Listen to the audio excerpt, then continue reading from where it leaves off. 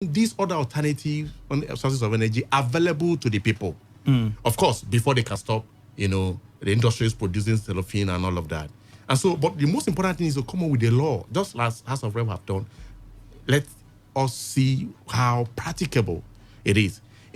For us, as the House of Rep has done this, what the private sector needs to do is to begin to think towards that direction and begin to channel, their investment, towards that area. If it's abroad or other nations of the world, that is what's going to happen within the next few weeks or few months that law was made. They begin to channel their resources into investing in these other areas. And before you know it, these other industries that are producing, the cellophane and all of that will begin to go out of business or they change immediately. And so they'll be given a timeline within which they have to switch over to producing, paper bags and all of that. So this is what we must do as a country. Then the people will buy into it and all of that. So, but we're not interested yet. We're not interested. All right, we'll come back to your institute and how far you're going with this. Hello, Today 95.1 FM. Thank you. Good afternoon. I love being with you this afternoon. Thank you very much. What's your name? I'm Mr. Jack. Oh, Mr. Jack, you're welcome. Been a while. Good afternoon. All right. I want to discuss about built environment, lack of built environment in the entire Nigeria society. Built environment simply implies the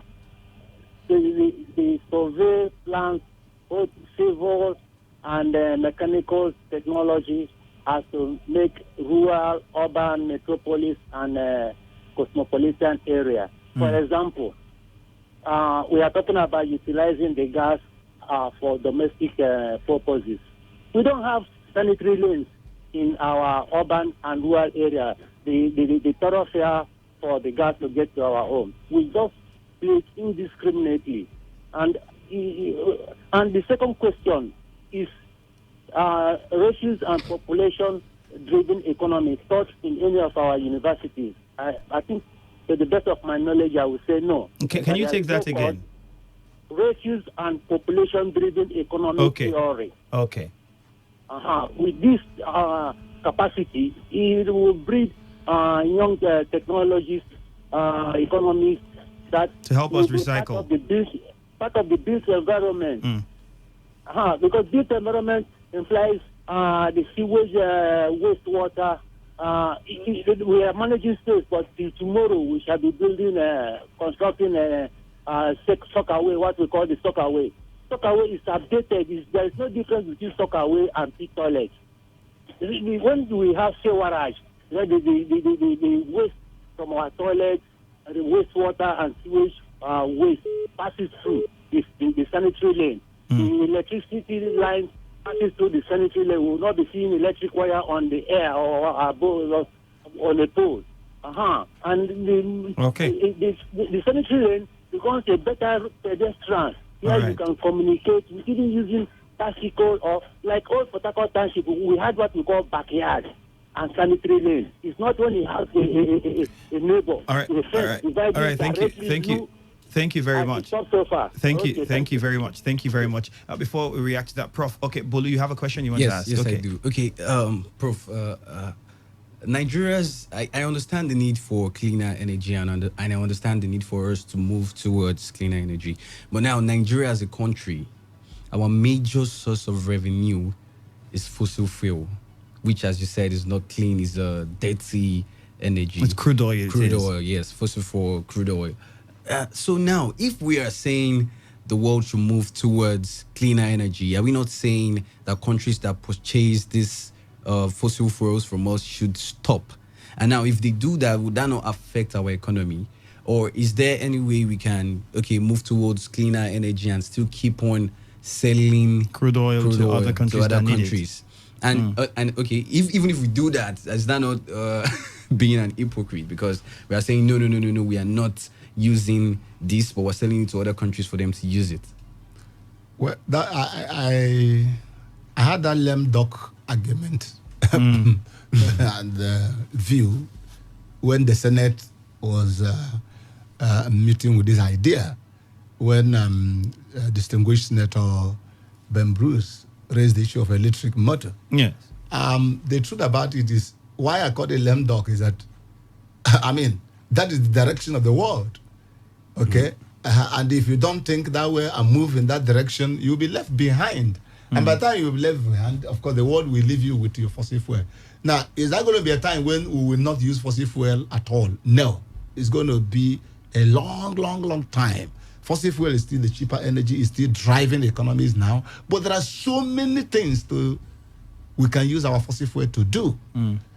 Now, our real concern is many other countries refine their own.